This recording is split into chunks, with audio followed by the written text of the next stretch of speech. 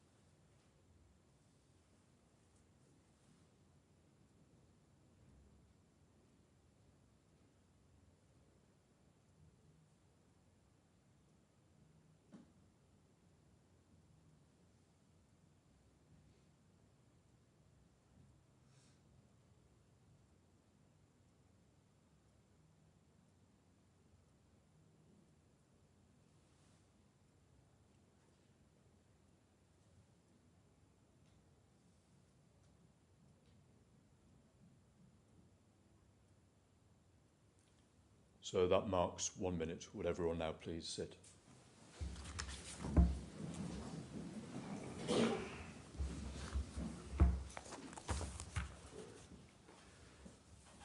In this, the final open volume of my report, I deal with 3 topics: the radicalisation of Salman Abedi, the planning and preparation for the attack by Salman Abedi and Hashim Abedi, and whether the attack could have been prevented by the security service and counter-terrorism policing. While most public interest will focus on whether the attack could or should have been prevented and the role of the security service, the significance of the other 2 topics should not be underestimated. It is important that we understand as much as we can about the radicalisation of Salman Abedi, so that similar signs can be recognised and appropriate action taken. It is also important that we know in detail about the preparations for the attack, so that measures can be brought which would have prevented the killers acquiring the knowledge and materials they needed to carry out the attack. Radicalisation. The inquiry heard evidence from Dr. Wilkinson.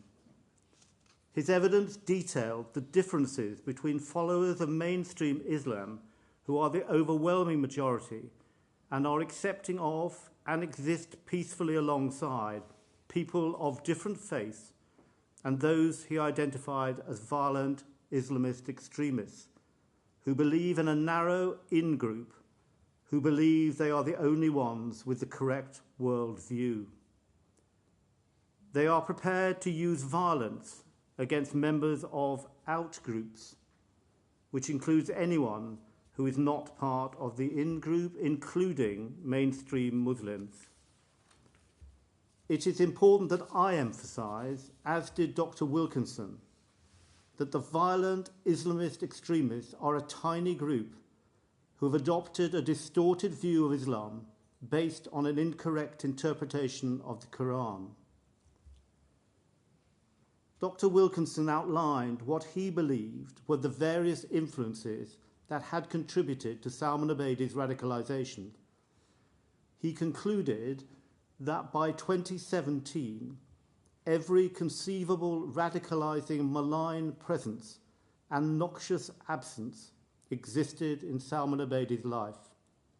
He said, "I have never seen such a complete picture of the Petri dish absolutely brimming with germs." I consider that Dr. Wilkinson's evidence was important. His perspective of the significance of behaviours exhibited by Salman Abedi was on occasions different from that of the security service and counter-terrorism policing. I would hope that his evidence will be considered with care by the relevant authorities to see what knowledge can be gained to assist in the correct identification of individuals who are at risk of being radicalised. I have concluded that there were a number of contributory factors to Salman Abedi's radicalisation.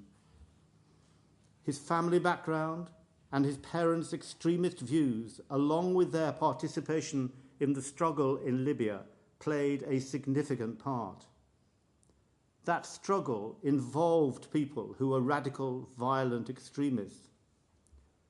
During the time Salman Abedi and Hashim Abedi spent in Libya, during which they were probably involved in fighting, they are likely to have come into contact with a number of violent extremists. It is likely that those extremists, including members of the Islamic State, who would be in a position to provide the brothers with expertise in making of bombs and in carrying out counter-surveillance measures. As leading counsel for the inquiry said during one of the hearings, how was someone of Salman Abedi's limited intelligence and abilities able to succeed in committing this atrocity despite any safeguards which were in place? The likely answer is he was provided with help. I have not been able to obtain a complete picture of the part Salman Abedi and Hashim Abedi's family played in their radicalisation, nor of what happened while they were in Libya. That is because other members of their family, namely their parents and brother, were not willing to give evidence to the inquiry. Salman and Hashim's parents were invited to provide statements but declined to do so. As they are currently out of the jurisdiction, there were no further steps that I could take. Ismail Abedi, who was in the country at the time I requested a statement, managed to leave the United Kingdom so that he didn't have to provide information which he was in a position to give. I have included in the recommendations section of Volume 3 some suggestions which I hope will make this more difficult for important witnesses in the future. Whether, if I had succeeded in getting Ismail Abedi into the witness box, he would have assisted the inquiry is very doubtful. What I was not prepared to do in the circumstances of this case was to invite the Attorney General to grant him immunity from prosecution in relation to any evidence he gave to me, in order to encourage him to speak. If he was involved in the plot, it would be quite wrong for him to have any protection from prosecution and punishment. There were other extremists, most of whom came from the same area of Manchester as Salman Abedi, and probably played a part in Salman Abedi's radicalisation and/or confirming him in his views once he had committed to violent extremism. One of those is Abdul Rauf Abdullah.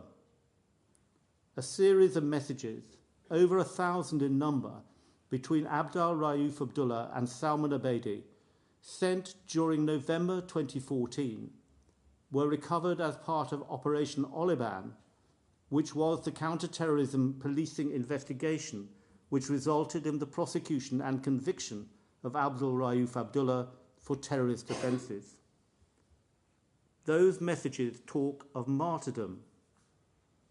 They were highly significant in the view of Dr. Wilkinson as demonstrating the influence that Abdul Rauf Abdullah had over Salman Abedi and the development of his violent extremist mindset.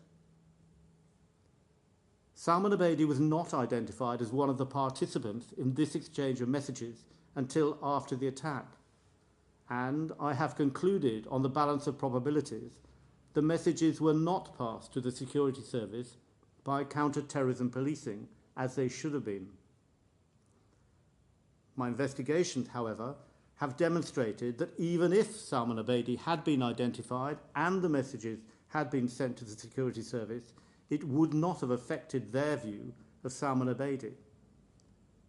I have not criticised that view taken by the security service, but there is a learning point which could usefully be pursued, which is that the attitude of the security service to those sort of messages might be informed by the considerations which Dr. Wilkinson applied.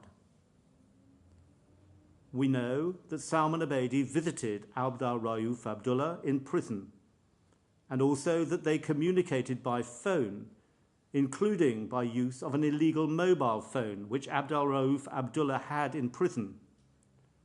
It was apparent from the evidence that while prisons were alert to the problem of known radicalizers influencing other prisoners, they paid little, if any, attention to the risk that such prisoners, who may have had a hero status to some, would take the opportunity to radicalize visitors or encourage those who were already radicalized in their beliefs.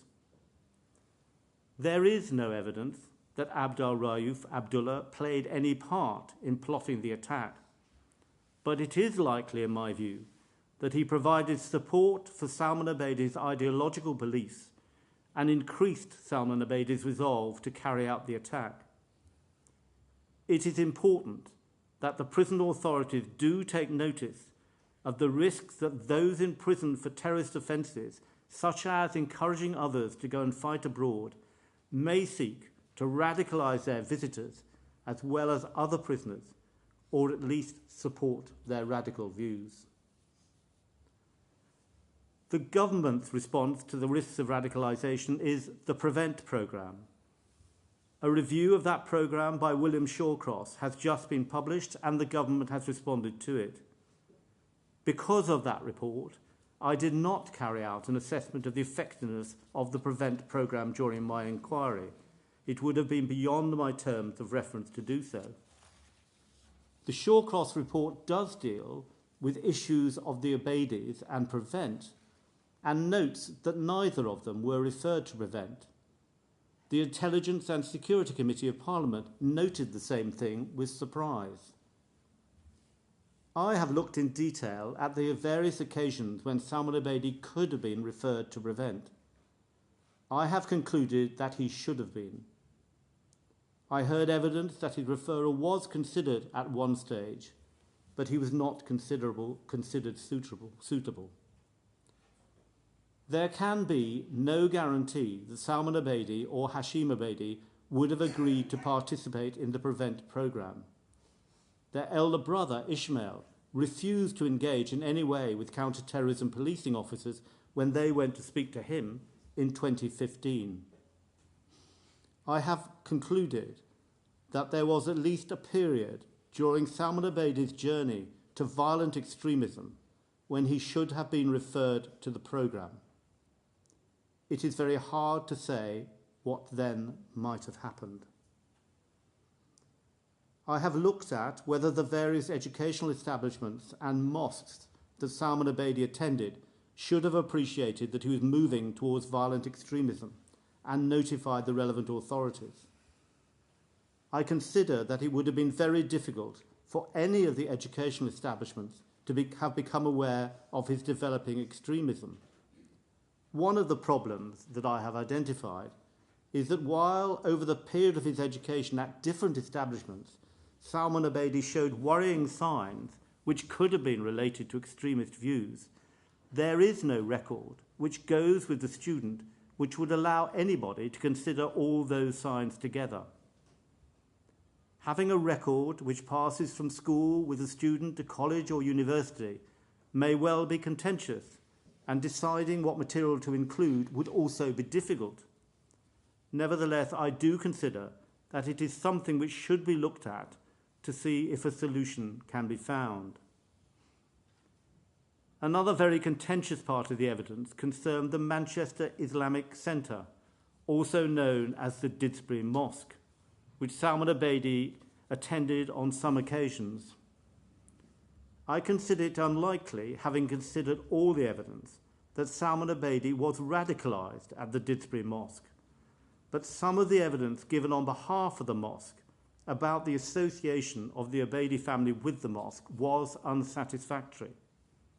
It looked as if the Didsbury Mosque was trying to distance itself from the Abedi family in a way which I did not accept was accurate. The reality, in my view, was that the Didsbury Mosque did have a significant number of attendees who were connected to Libya, but were attached to opposite sides in the conflict. Didsbury Mosque tried and largely succeeded in providing a broad church where both sides of the conflict could worship together. Although conflicts were generally avoided, this did on occasions lead to tensions between the two sides. The evidence given on behalf of the Didsbury Mosque could have been more helpful in enabling me to get to the truth. The Charity Commission has already prescribed a programme that the Didsbury Mosque must put in place. I hope that they will read my report and consider whether anything more needs to be done. For reasons that I've already given, I have not commented on the effectiveness of Prevent as a programme. It should be noted, however, that during my inquiry, several senior police officers spoke highly of it as a programme and how successful it can be in some cases. William Shawcross did comment on the radicalisation of Salman Abedi in his report. He did not have the benefit, as I did, of an intensive investigation into Salman Abedi's case, nor did he have the benefit of hearing from witnesses in closed session in order to resolve contentious issues. Insofar as William Shawcross's short passage in his report dealing with Salman Abedi does not agree entirely with the conclusions that I have reached, I would suggest that this is because of the much greater opportunity that I have had to listen to and test the evidence. Planning and preparation. While this part of my report is largely a narrative of events, it is nevertheless important. It is important that what was done by Salman Abedi and Hashim Abedi in preparation for the attack is understood in detail. Only by doing that is it possible to understand where the weaknesses are in the provisions that try to prevent people acquiring the necessary ingredients for a bomb and information about how to construct it. It is important that the opportunities for obtaining precursor chemicals are as limited as possible without preventing entirely innocent members of the public conducting their lives without undue difficulty. This part of the report is based almost entirely on the work of the Operation Manteline team, to whom I am very grateful. This investigation into the attack conducted by Greater Manchester Police was, as far as I am concerned, of a very high quality. It resulted in the conviction of Hashim Abedi for the murder of the 22 people who died and the attempted murder of many more who attended that night. I am as satisfied as I can be that the brothers made use of an instructional video placed on the internet by the so-called Islamic State to create their bomb. As much as possible needs to be done by the authorities to ensure that instructions for murder, such as these, are not put on the internet, and if they are, they remain there for the minimum amount of time. Further, it is important that the regulations requiring the reporting of unusual sales of precursor chemicals are continually kept under review and are as stringent as possible. That is not easy to achieve, and it needs to be made clear that unusual purchases need to be reported promptly. None of the purchases of precursor chemicals obtained by the brothers were reported to the authorities. That is a situation which should not have arisen. Had they been reported, it is possible that Salman Abedi could have been stopped. I have considered the parts played by others in the obtaining of those precursor chemicals and other acts which assisted the brothers in their preparation. All of this was carefully investigated by the police as part of Operation Manteline, and the evidence was reviewed by the Crown Prosecution Service to consider whether prosecutions could be brought. Some of the people are still under police investigation, but so far no further prosecutions have been brought. The issue in almost every case is whether the person who in fact provided help to the brothers in their preparations can be proved to have known what they were providing help for. There will inevitably be suspicion, and in some cases there will be more suspicion than in others. It is not my job to review the charging decisions of the police or the Crown Prosecution Service, but for what it is worth, I agree with the decisions that they have made. I do not consider it is appropriate for me to accuse individuals of serious criminal offence where they can't be proved to the appropriate criminal standard. So I have not gone further than setting out the way in which various individuals assisted the brothers. I am confident that if evidence is found which justifies the prosecution, then the police and the Crown Prosecution Service will take the appropriate action. Preventability. Finally, in my report, I deal with the issue of whether the attack should or could have been prevented by the Security Service and counter-terrorism policing. I have reported fully on those matters in the closed part of Volume 3 of my report, which will be seen by those who are best placed to ensure that mistakes which were made are not repeated. In the open part of Volume 3, I have included all matters which I can safely include without jeopardising national security and making our community less safe.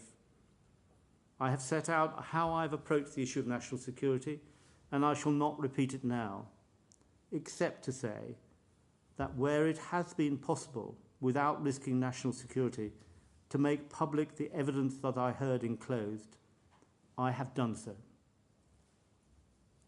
What I have been able to set out in the open part of Volume 3 is that I have found a significant missed opportunity to take action that might have prevented the attack. It is not possible to reach any conclusion on the balance of probabilities or to any other evidential standard as to whether the attack would have been prevented. However, there was a realistic possibility that actionable intelligence could have been obtained which might have led to actions preventing the attack. The reasons for this missed opportunity included a failure by the Security Service, in my view, to act swiftly enough. I am aware that revealing what I have revealed in Part 24 of my report will leave many people, and particularly the bereaved families, wanting to know more. All I can say is that I have done my best to reveal what I can. Had we not had closed hearings, I would not have been able to make the findings that I have been able to make. Closed hearings, I am convinced, were entirely necessary as part of this inquiry if it was going to achieve its aims. The consequence of that, however, is that I have not been able to reveal some of the evidence on which my findings are based, as to do so would have risked breaching national security. While I have been critical of some of the ways that the Security Service and counter-terrorism police dealt with the information that they had or could have had in this case, I also recognise the very difficult job they have to do, and I acknowledge their success in uncovering a large number of plots against people in this country. I will make a number of closed recommendations to try and ensure that improvements are made in the way that the Security Service and counter-terrorist policing deal with the intelligence that they get. While I intend to monitor the recommendations in the open Volume 3, I consider that the Intelligence and Security Committee of Parliament are the most suitable body to monitor any closed recommendations that I make. They have already investigated the attack and made recommendations. They are in the best position to take an overall view and ensure that steps are taken to make improvements. They also have the important benefit that they will be in a position to carry on their monitoring over a long period of time. Because this is my final open report, I have set out my gratitude to all the people who have worked so hard on this report. The lawyers, the organisations who have responded to endless requests for information, those behind the scenes who have enabled the inquiry to keep going even in difficult situations, and I include in that the providers of the technology which has made it so much easier to conduct this inquiry, And of course, I thank the many, many witnesses who have given evidence to me. All have worked very hard.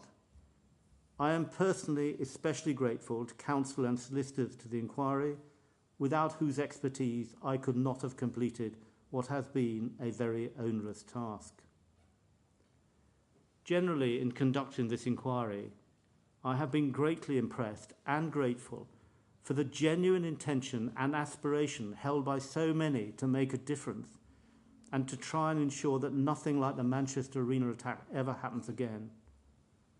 Some of the evidence has been inspirational, showing humanity at its best. Some of it, when recounting the activities of Salman and Hashim Abedi, has shown humanity at its worst. A significant part of the evidence heard by this inquiry has been gruelling and distressing to listen to. For example, the evidence of people who were there, did their best to help, who will be affected for the rest of their lives by what they saw and heard.